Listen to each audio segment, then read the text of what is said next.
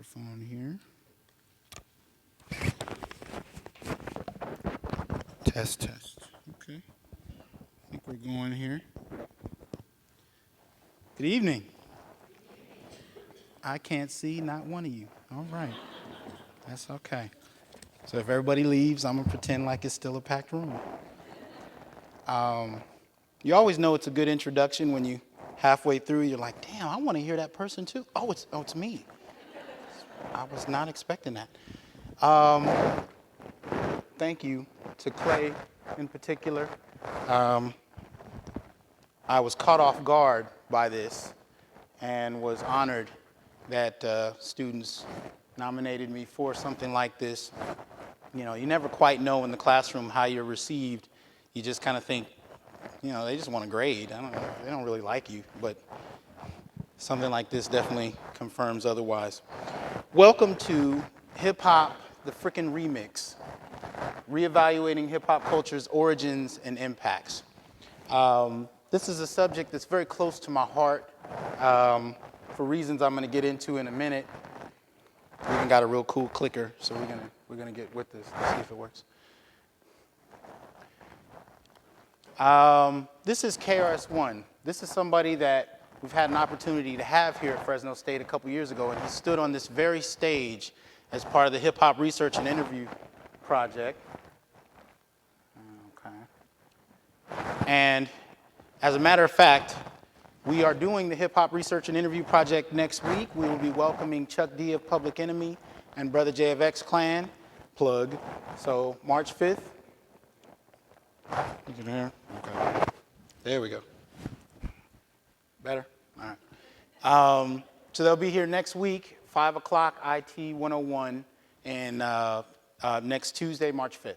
But KRS-One here gives us one of the themes from tonight's talk. Hip hop has had many starts. And unfortunately, some of those starts aren't talked about enough. So we're going to explore what some of them look like. Myself, I was introduced to hip hop at about the age of 6. But I was born with hip hop. I was born the same year hip hop began, 1974. In the South Bronx. I myself am from Brooklyn, but was raised there. And you can see from the fly collar, see that? That was the fashion back in the day. You had to know.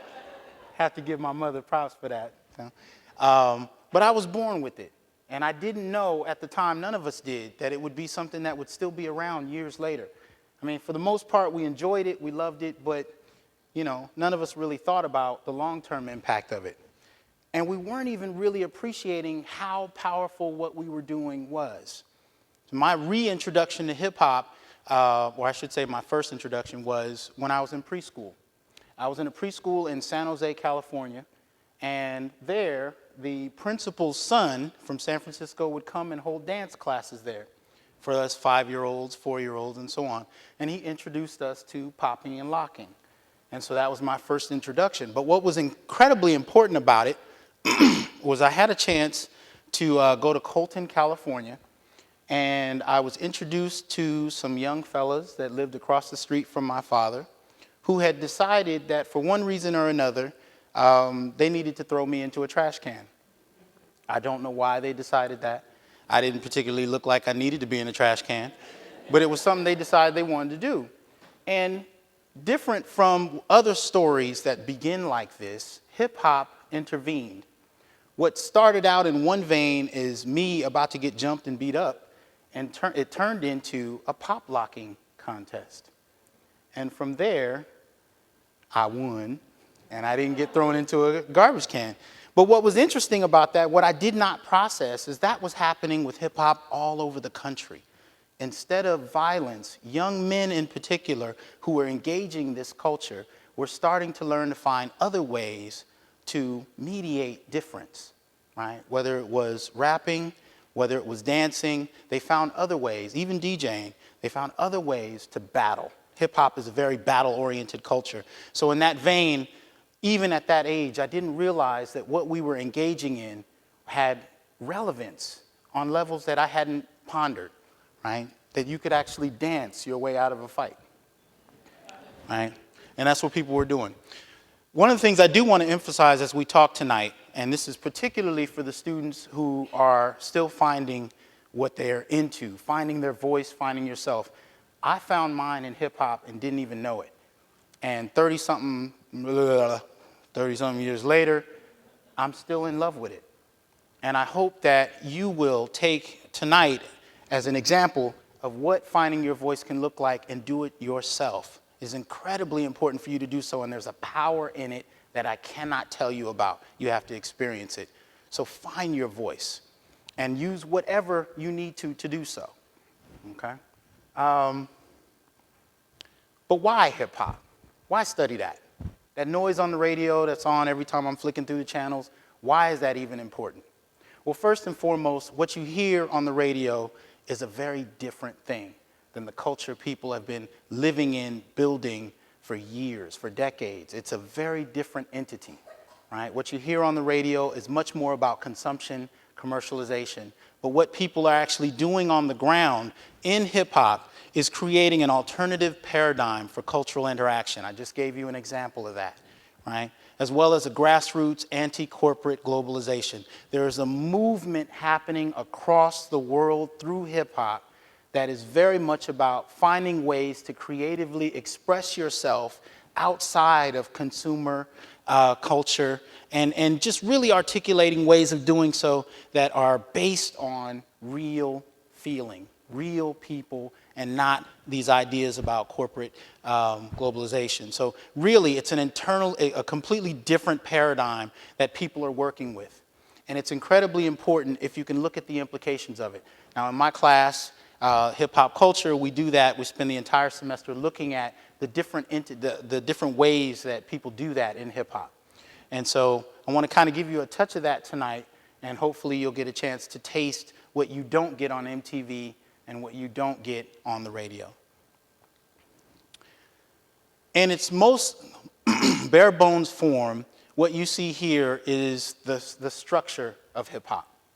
Began in the mid-70s. Most people think it is basically the various elements of hip hop culture. The first of which being DJing or turntablism, b-boying, MCing, beatboxing, and bombing. All of these have different terms that some of you are more familiar with as they've been kind of filtered through the media, right? B-boying is referenced in popular culture as breakdancing. MCing is referenced as rapping. Bombing is referenced as graffiti, so on and so forth. But the people that innovated this and developed it with a particular aesthetic and a particular ethic didn't necessarily call it those things. Those were the things that were kind of consumed and put out there and made titillating. But in terms of what people were actually doing on the streets, they had a whole different narrative behind it, a whole different idea. And of course, on the second tier, you have an emphasis in street language, street fashion, entrepreneurship, musical production, spirituality, and politics. All of these areas touched on through hip hop. But these first five are the basis of the culture. And you'll find that almost everywhere you go.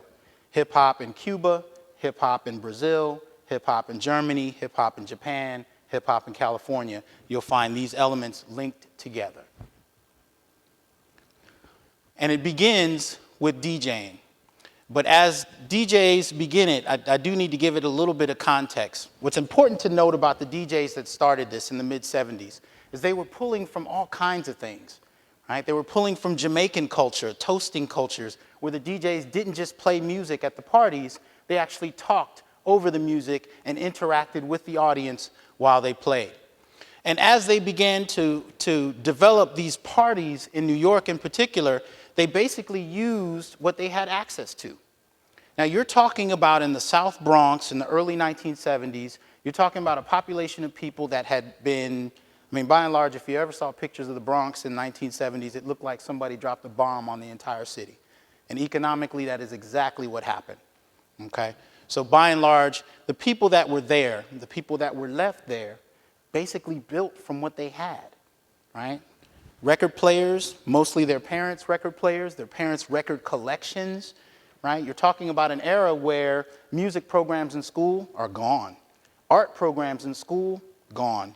right? No funding, no support for any of that. Many of them, in fact, actually got their formal training to be electricians. So once they finished, there were no jobs either. So here you have this population of fairly poor black and brown folks in the South Bronx with some degree of electrical skill and nothing to do with it. So what they begin to do is work with what they have access to.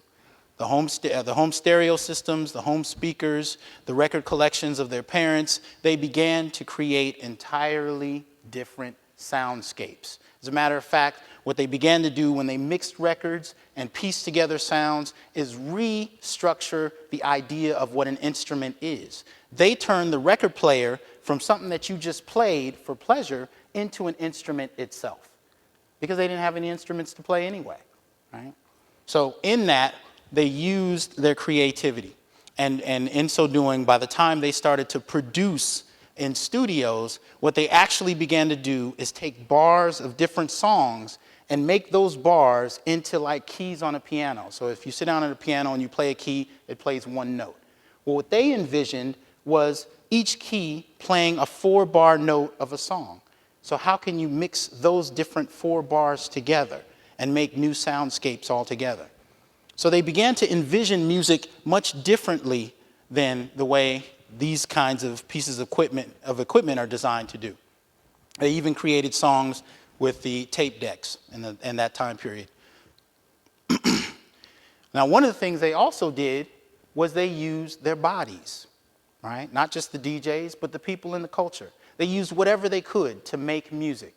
And this is actually an example of what some of that sounds like. This is a human beatbox contest. This is in 2009. And it's actually one of Fresno's great artists. His name is Optimus Prime.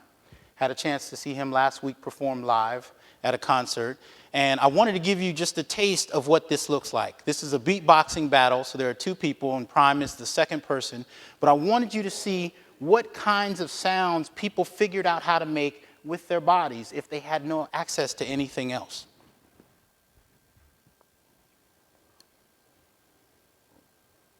Clap.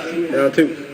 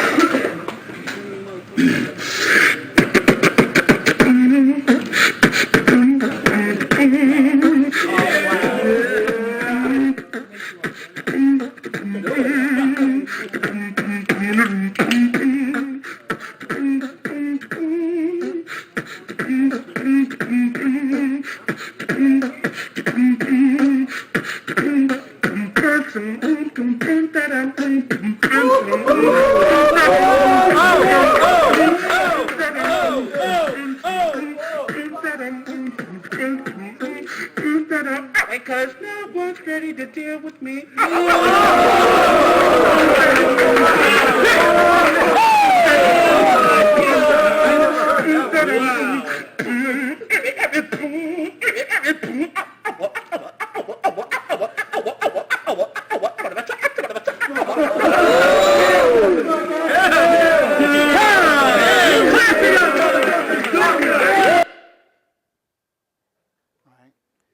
Different ways you can make music with your body if need be, right?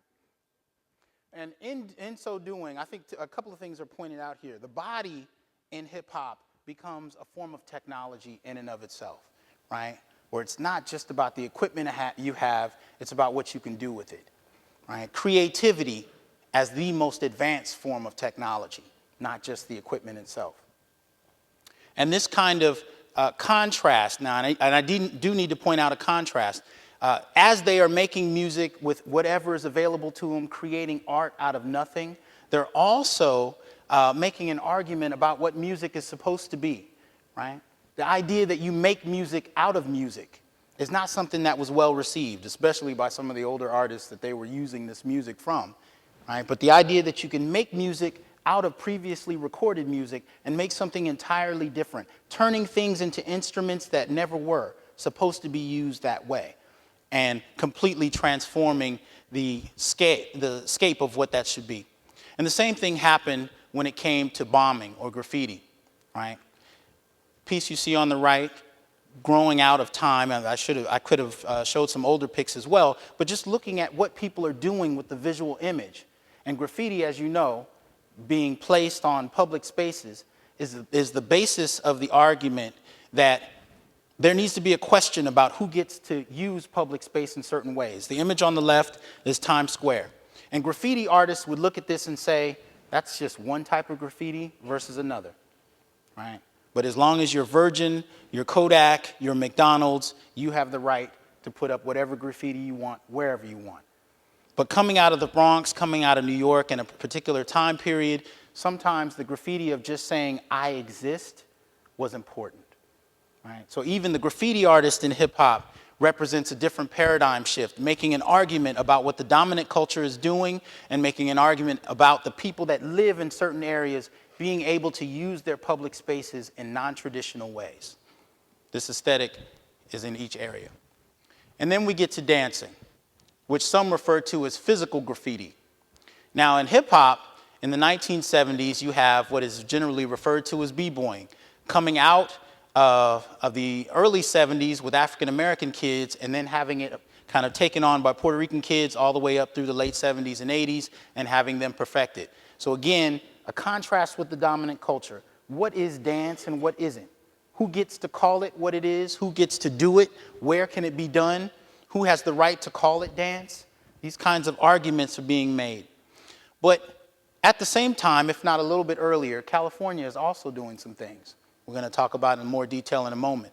But locking and popping actually being inventions of California. And as you can see here, popping started by Boogaloo Sam is here in Fresno. So Fresno makes a global contribution to hip hop insofar as popping goes. And that was my first introduction to hip hop. So it's kind of interesting that I find myself in Fresno years later, the origin of my first introduction. But this is pretty much how hip hop is talked about in pop culture, right? Hip hop starts in the mid 70s and it kind of develops in New York in a very certain way. And it's introduced to the public in some very popular frameworks. So for DJing, you kind of hear about it a little bit later though, especially through under rappers. But rap becomes one of the first introductions of hip hop culture to the outside New York environment, right? And that takes place with Sugar Hill Gang's Rapper's Delight. It's the first recorded album that goes out and introduces everybody to what we could call hip hop, right? Dancing, hip hop dance, break dancing is formally introduced in 1983 through the film Flashdance. So in places like LA and Oakland, you had black and brown youths going to see Flashdance in droves just to see a 3-minute clip of some kids from New York breakdancing and watching it over and over and over again and incorporating it in what they're already doing. The video to Herbie Hancock's song Rocket, 1983, demonstrated DJ culture. But it's these elements that most people refer to as hip hop, and they leave it there. And I'm here to tell you tonight the history of it is actually far more complicated and involved. This is a clip from the film Beat Street, came out in 1984. And even though there were many of us that were already active in hip hop culture, the film itself begins to redefine what hip hop culture is and what its history is. And it does it in a very casual way. I'm going to show you a clip of one particular dancer at a dance battle, and we're going to look a little bit at what he does.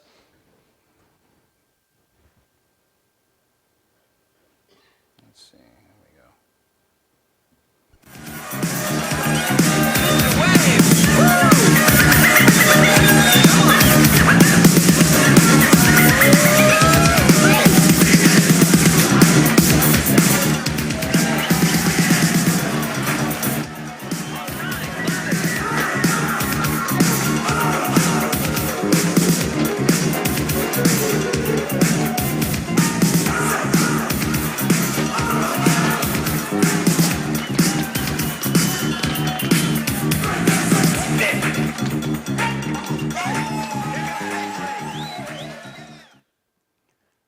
we see exhibited there are two distinct styles of dancing. The first clip in terms of what he was doing and the second clip. And it's actually the first clip that I'm more interested in because what he's doing has a lot of elements of California dance, but it's being repackaged and reintroduced here as a New York phenomenon. The actual history of hip hop, however, looks more like this, about as complicated as you get. Africana culture in the beginning is the framework, is the starting off point. And it includes the political, the economic, as well as pop culture, which we're going to talk about each of those in a moment. But it has different strains from different places. When you talk about graffiti, you don't have that coming out of New York. You have graffiti in LA going as far back as the 1950s. You have graffiti in Philadelphia starting in '67. You have the influence of California dance, which develops independently of New York hip hop, as you can see with the red line in the middle. And so by the time you get to 1979, the first introduction of hip hop culture to the world in terms of Rapper's Delight, you have a long history of things that came before that laid the groundwork for what we call hip hop. And it's kind of streamlined and put into this neat little linear narrative, but in doing so, it overlooks the contributions and works of a lot of people from a lot of different areas. Okay? Privileging for a moment California's contribution, I have a couple of clips that I think are important. This one is Don Campbell, Lock Campbell, some refer to him as Campbell Lock. He was the one that invented locking. And in 1975, as a former Soul Train dancer, he comes back to Soul Train to demonstrate his new invention. And, well, I shouldn't say new. It had been around for a number of years, namely about '69, but he's debuting it here on Soul Train. And so this is one of California's contributions to hip hop. 71, and needless to say, they were among the best that ever danced on this show. We're extremely proud that they have now created one of the most exciting acts in show business, and they've done it all on their own. Let's have a great welcome, gang, for the Lockers.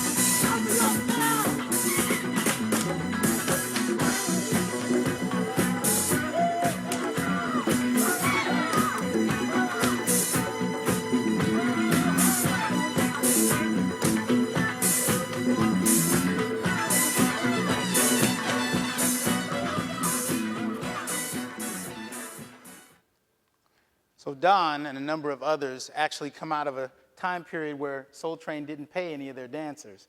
As a matter of fact, most of the time they didn't pay any of their dancers. And so he quit the show and actually kind of developed his own style. Now this one is a little more distinct to Fresno.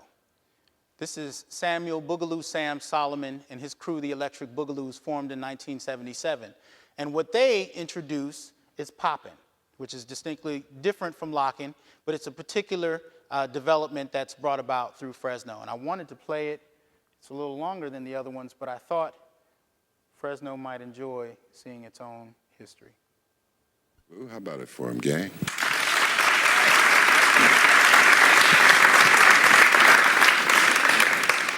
What else could they be dressed like that, man? Let's get your name. Cedric Williams, alias Creepin' Said. What do you specialize in? I specialize in creeping. Okay. Sammy Solomon, alias Boogaloo Sam, specialize in Boogaloo. Oh, good. Dane Parker, alias Robot Dane, roboting. Marvin Boozer, alias Papa Boozer, puppetry. Okay, Pop. Timothy Solomon, alias Poppin' Pete Poppin'.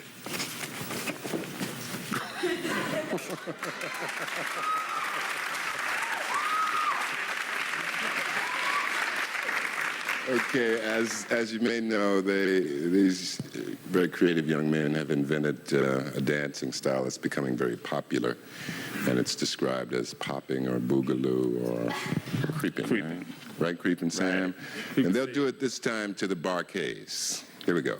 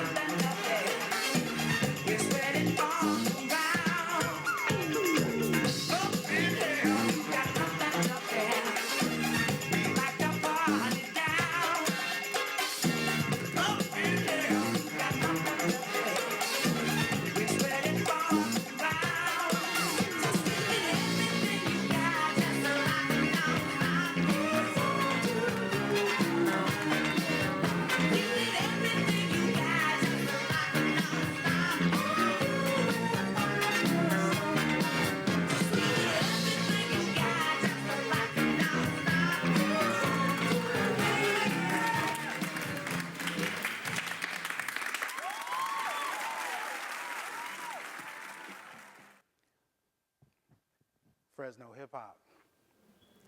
The weird part about it is I was doing some of those dances last week. I was like, damn, I'm dating myself in a way.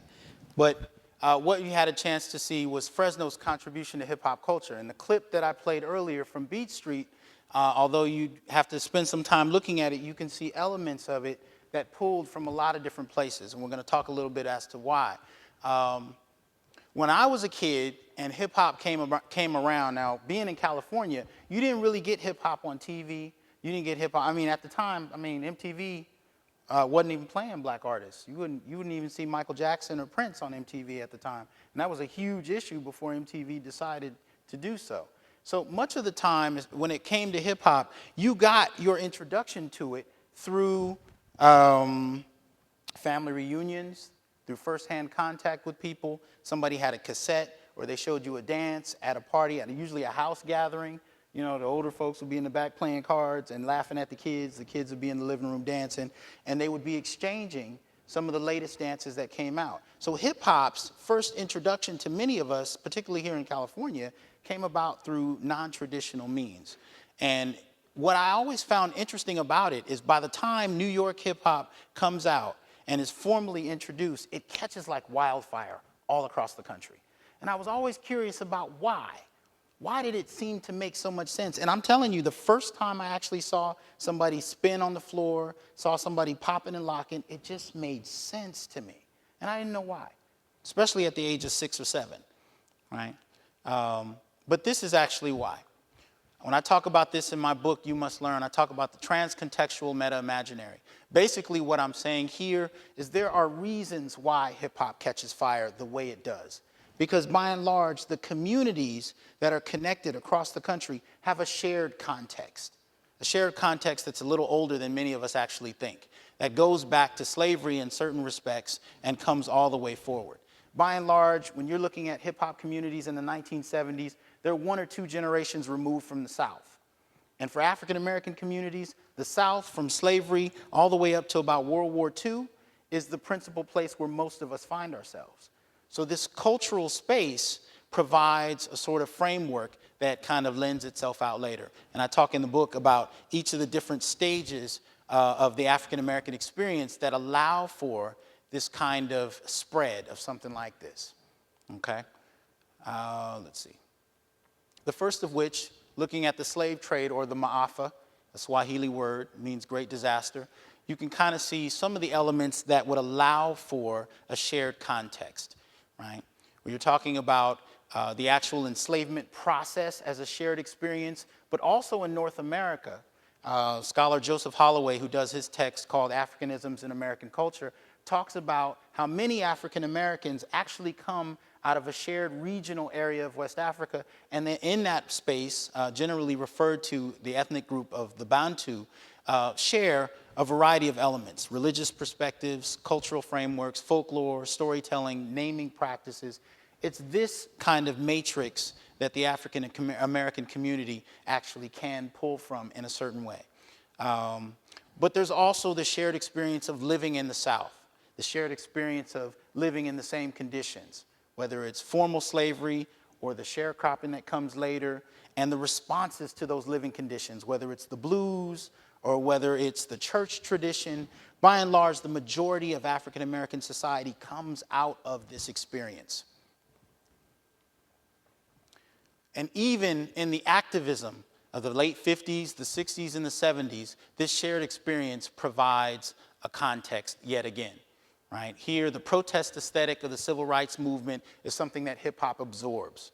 And it looks at. It is not completely cut off from history. It actually benefits from the history that came before. It pulls from it. So in that respect, the sacrifices of people in the civil rights movement and later the Black Power movement in the 1970s, hip hop is paying a great deal of attention to and bleeding those aesthetics in on one level or another into what they eventually develop. Again, another shared context. The movements themselves are a shared context for what would later develop, right? And it's actually important to keep in mind that, again, in terms of the civil rights movement, the young people who are producing hip hop culture are basically the people that are left behind. So by and large, when you talk about integration and you look at the groups that could afford to integrate, not everybody could. And so those kids in the South Bronx were the people left behind, the people that couldn't go anywhere. the people that had very few options, and were at the same time paying attention to what was happening around the world. Okay. In terms of pop culture, there are some elements that take place that inform this matrix, if you will, that becomes hip hop. And these are some of the most principal elements that you can kind of see connecting the culture together. Because keep in mind, you're talking about, in terms of popular culture, black popular culture, an unparalleled time period, right?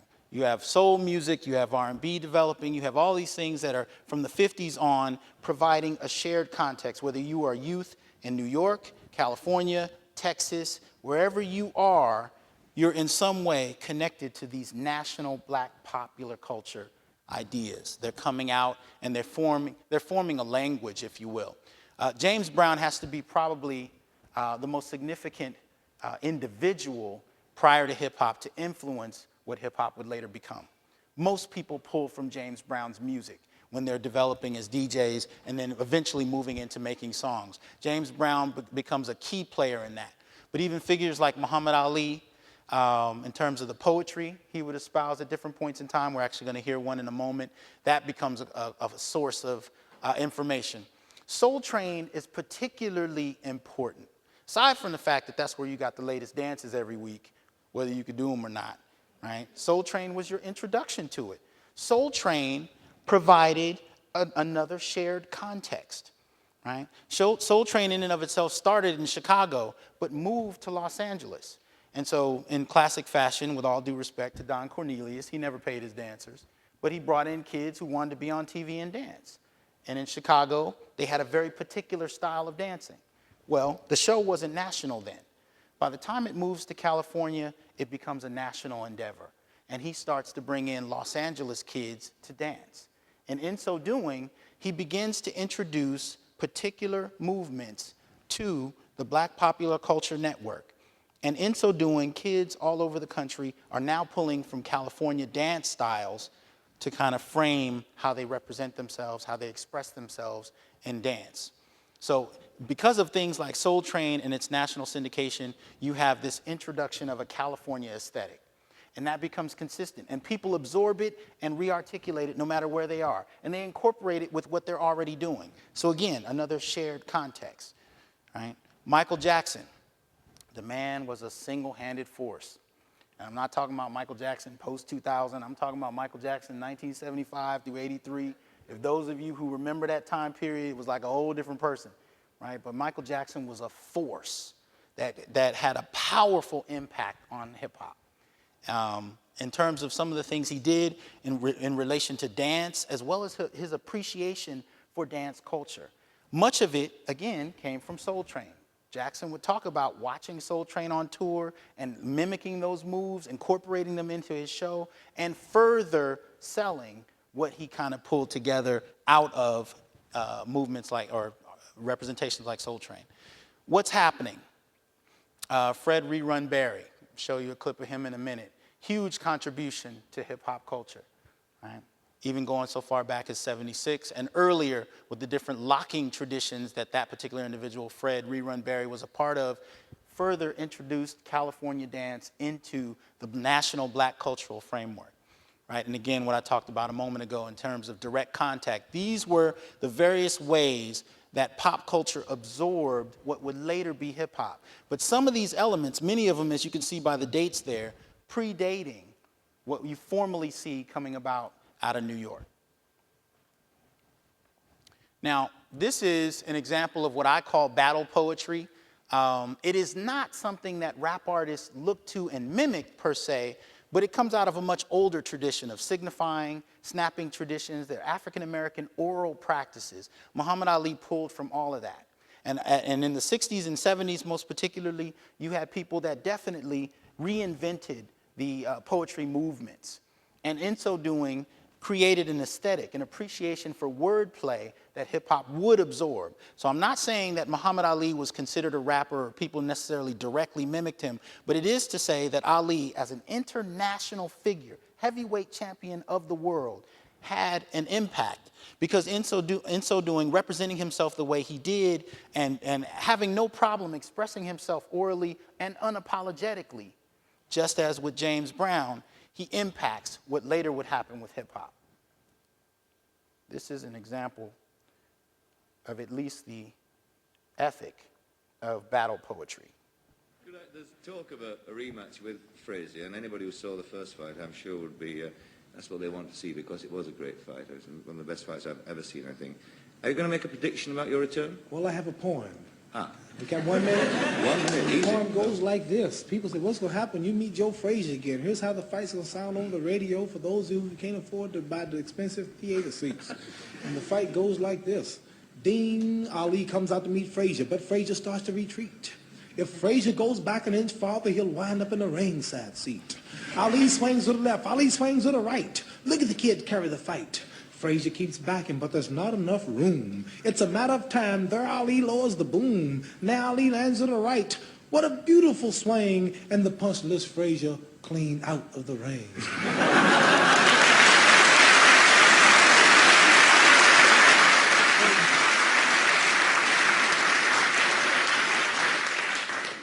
Frazier's still rising, but the referee wears a frown, for he can't start counting till Frazier comes down. Now Frazier disappears from view.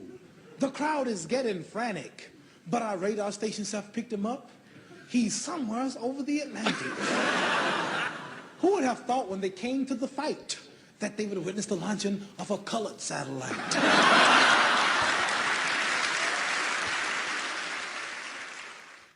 Battle poetry. And he would confound his opponents with it. But he also represented an oral tradition in African American culture and did so unapologetically in popular media, right? It was a confidence in his expression that really kind of tapped into a younger audience, most especially, and they would absorb that in hip hop culture. Now this is Fred Rerun Barry.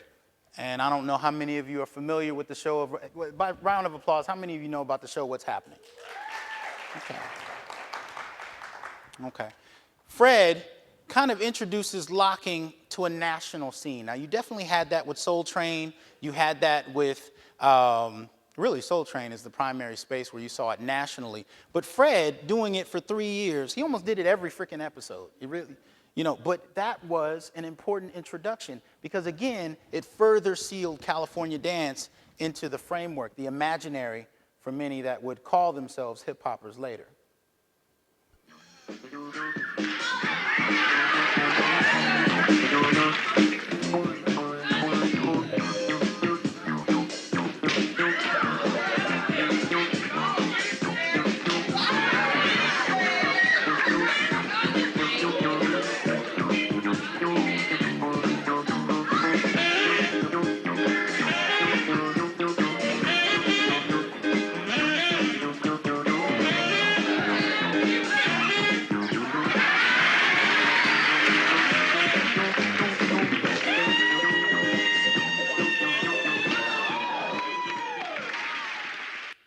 And I wanted to get that head movement so bad, I couldn't do it. I used to watch it, I used to try to get it. But that was an important introduction, right? You got to actually see that on a weekly basis. And locking, in many respects, became kind of a casual but important part of African American dance at the time, not just in California culture. But I think the most significant individual other than James Brown to contribute to dance culture at that time was Michael Jackson. And there are two very brief clips that I want to show you where he demonstrates the robot and later the backslide that most refer to as the moonwalk.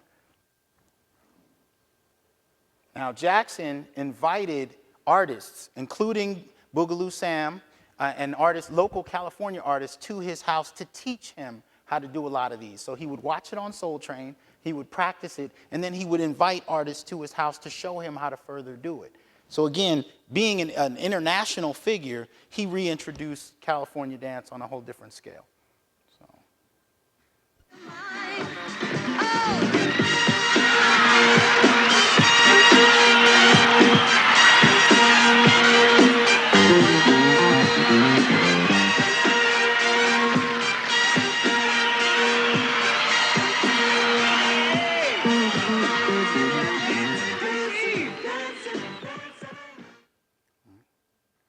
I'm sure those of you who came up in the 80s are more familiar with this one.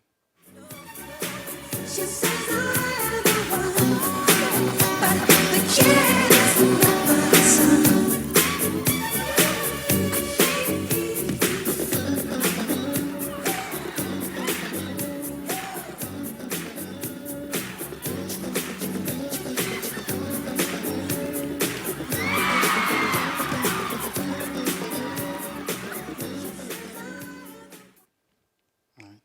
Now, if you notice, you saw that move already being done by the Lockers on Soul Train. So it wasn't that he innovated something entirely new. Now, I will say the man made it his own, right? He did it very cleanly. But it was something that was around prior to him. He merely popularized it. And to his credit, he never said he invented it or anything of that nature. He would always give props to the people he got it from. But he was, in many respects, an ambassador of California dance. And in so doing, helped to make it part of the natural background for the artists that would create hip-hop. Now, formally speaking, these are the figures that are credited with hip-hop's development out of New York. DJ Kool Herc, who you see in the black on the right in the top, Africa Bambaataa right below him, Grandmaster Flash with the record on the left a little bit, Sylvia Robinson, who a lot of people don't know about. I call her, and many others do as well, the mother of hip-hop. Because of her, Sugar Hill Records, she was the CEO of, she was behind releasing Sugar Hill Gang's Rapper's Delight. So in many respects, she's the one that brought hip-hop into the mainstream. And Melly Mel, one of the most significant rappers to come out of the time period, who introduced rap. He wasn't the first, but one of the most significant by far, and he literally changed what you could do with hip-hop. And it's these figures that, rightly so, in New York culture are those that produce hip-hop, most particularly DJ Kool Herc. Herc, coming out of Jamaica, being a Jamaican immigrant and often going back to visit, would take DJing traditions out of Jamaica and bring them back to New York, and it caught fire. And he would do things during his parties that others hadn't done. He would take the microphone as a DJ and talk. He would mix the records together in a certain way so that the break of a song, where the drums would really kind of go crazy in the middle of the song that the dancers used to love to come out to, he would play two records side by side and play the break on one, put it over to the other, play the break again, and keep the beat continuous. And by spreading out the break, he allowed for the dance culture to build and develop. So he's credited as being the father of hip-hop, and in many respects, Sylvia Robinson popularizing it is the mother. But look at the time period. As this is happening in around 74, you already have a tradition going on in other places, but most notably California, in the Bay Area, LA, and Central California, before we even get to the 1970s. And through Soul Train, through Michael Jackson, through shows like What's Happening, you see an impact on the imagination already present. And hip-hop, in many respects, is a pulling together of all kinds of pop cultural elements. I mean, people are, especially the dancers, but also the DJs. You see them pulling from Bruce Lee, Sammy Davis Jr., the Groucho Brothers, Speed Racer cartoons. I mean, they're pulling from pop culture in every way, shape, and form and remixing it in ways that made sense to them. Because primarily, as they had very few other options, pop culture became the framework to build from. It was something that people readily understood and could identify with. And so that's where they pulled a lot of their creative energy from. Now, in the 1980s and 90s, you had a shift, if you will. It's particularly late 70s, where you started to see some trends, particularly in black and brown communities, right? The rise of for-profit incarceration, the influx of crack cocaine in black communities, the cutbacks of public aid, the rise of HIV/AIDS, mass unemployment, all of these things begin to contribute to what I would call the militarization of hip-hop. Hip-hop begins to develop an even more formative, critical political voice. Right? One could always make the argument that hip-hop was political, because if you look at its early invention with Kool Herc, the dance, the party is political. It's not just a form of escape. It's not just frustration and the desire to get away from poverty. The dance is a political statement about the status of things, the poverty, the lack of options. But by the time you get to the 1980s, most especially, it kicks up to a whole nother level. And you have Melly Mel's song, The Message, which becomes the call to order for where hip-hop can go. right? A formal critique of the living conditions of black and brown folk in America at that time, dealing with these very issues. And in so doing, they're also dealing with a corporate media structure that is linked together like no other time in history. Right? It has consolidated and dropped down, and over time, and it still is, it has become managed by fewer and fewer numbers of people. So it's in this time period from the 80s to the 90s most especially that the black community, the brown community, and hip-hop in particular begin to militarize in a certain kind of way in response to the living conditions that are prominent in the 70s and get worse in many respects in the 80s. Now, in that, hip-hop has what I would call a transformative potential.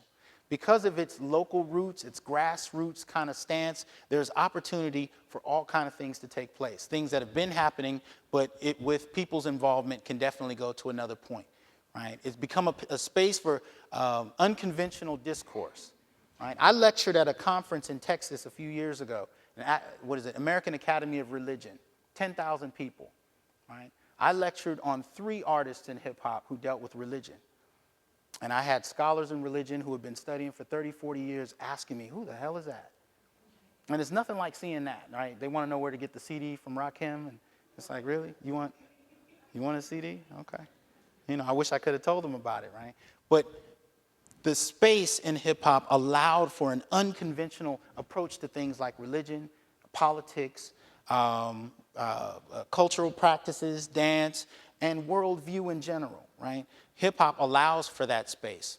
And remixing or re-articulating is one of the central themes that hip-hop offers that I think many can use to their benefit. Incorporating new ideas, using them unconventionally, constructing a global dialogue and shared language. Now, this is key. In every one of those elements I showed you earlier, from MCing to bombing and graffiti, there is an international community of people that identify themselves as hip-hoppers in each one of those elements. And they're overtly political. They are overtly political and aware of what's going on, right? And it's that potential, that space that hip-hop offers that quite a bit can be done. Now, I think for those who are in positions like myself, the point of all of this is to help people find their role and to use their I guess I would call it their expression, right? Particularly those who are interested in hip hop, and find their voices. This is a picture of my son in the middle. And I told him I will embarrass him every chance I get, but I love him to death. This was a trip we took a couple of weeks ago with my hip hop class to the Sorensen Studios to do graffiti over the weekend. And so there are students on all sides of that picture who are learning graffiti by doing it. We had an artist come show us how it works, and then they did it by hand themselves. Much of what you see on the wall is my students' work, including my son, who painted over my piece. Right? But it's important that we nurture those voices and allow for that, because I never would have imagined 30-something years ago that this stuff that we were doing outside of class or in college when I was walking to class listening to hip-hop, that years later I would be teaching it and standing on a stage like this talking about it. So if I couldn't imagine that, what will the next generation do? And what can we be a part of? What can I be a part of to help make sure that the next generation can take it further than where they left it? Okay? If you're interested, I will plug my book because I go into depth on some of these things. It's called You Must Learn, Primer for the Study of Hip-Hop Culture. And I hope that you'll check it out. And I really want to thank you for taking this time to be here tonight. And I appreciate your time. Thank you.